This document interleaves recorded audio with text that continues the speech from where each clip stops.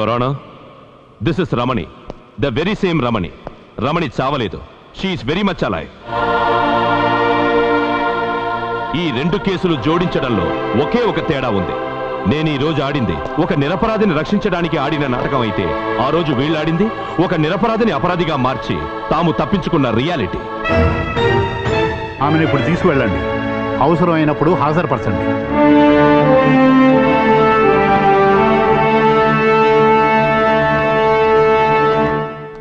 I'm సమింగ్ up.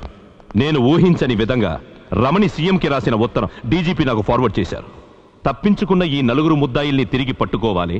దాంతో పాటు ఆ రోజు పొరపాటు పడ్డ కోర్టును కూడా కన్విన్స్ చేస్తేనే మధు కేస్ పునర్విచారణకు వస్తుంది కనుక I master minded the plan. దాని పర్యవసానమే ఈ నాటకం.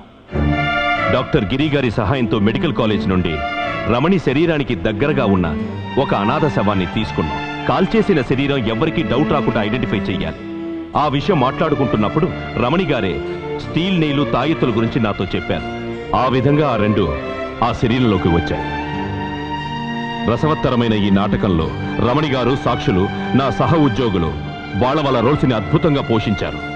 The rest is history. Your honour, నేను ఇలా నాటకం ఆడడంలో తప్పు లేదని చెప్పడం లేదు. కోర్టుని తప్పుదారి పట్టించడానికి ఆడిన ఈ నాటకం ఎట్టి పరిస్థితుల్లోనూ క్షమార్హం కాదని నాకు తెలుసు. దానికి నాకు ఏ శిక్ష విధించినా మనస్ఫూర్తిగా అనుభవిస్తాను. Let me conclude sir. బతికే ఉన్న వ్యక్తి హత్య చేయబడిందని కోర్టుని నమ్మించడం ఒక యావరేజ్ ఆఫీసర్ అయిన నాకే చేతనైతే, ఇటువంటి క్రిమినల్ లాయర్స్, రాబర్ట్ లాంటి పోలీస్ ఆఫీసర్లు ఒకటయ్యారంటే ఒకరు కాదు ఎందరో అమాయకులు అపరాధులుగా మార్చబడతారు. ఎందరో నేరస్తులకి క్షమాభిక్ష పెడుతున్న ఈ న్యాయస్థానాన్ని ఒక నిరపరాధిని రక్షించమని వేడుకుంటున్నాను. I plead justice sir.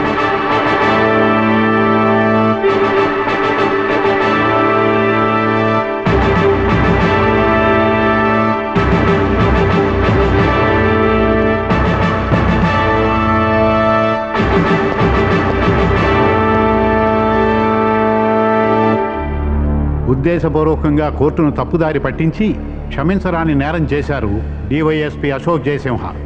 అయినా ఓ నిండు ప్రాణాన్ని రక్షించి తీరాలన్న ఆయన సదుద్దేశాన్ని ఈ కోర్టు విశాల హృదయంతో అర్థం చేసుకుంది.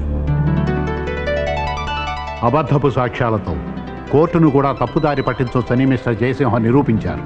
తీర్పు ఇవ్వబడిన దంపతుల హత్య కేసులో ముద్దాయి అయిన మధు విషయంలో కోర్టు పునఃపరిశీలన చేస్తుంది.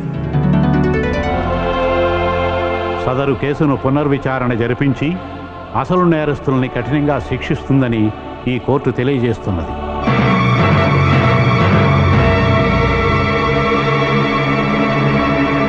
ఆరు నెలల పాటు సాగిన రవికుమార్ దేవిల హత్య కేసు పునఃవిచారణ జరిగి అడ్వకేట్ శర్మని, సత్యనారాయణ్ని, ఎస్పీ రాబర్ట్ని, ముస్తఫా కమాల్ని దోషులుగా నిర్ణయించి వాళ్లకి యావజ్జీవ కారాగార శిక్ష విధిస్తూ మధుని నిర్దోషిగా విడుదల చేశారు. Mister Sharma, bad ambitions, bad performance and very poor results.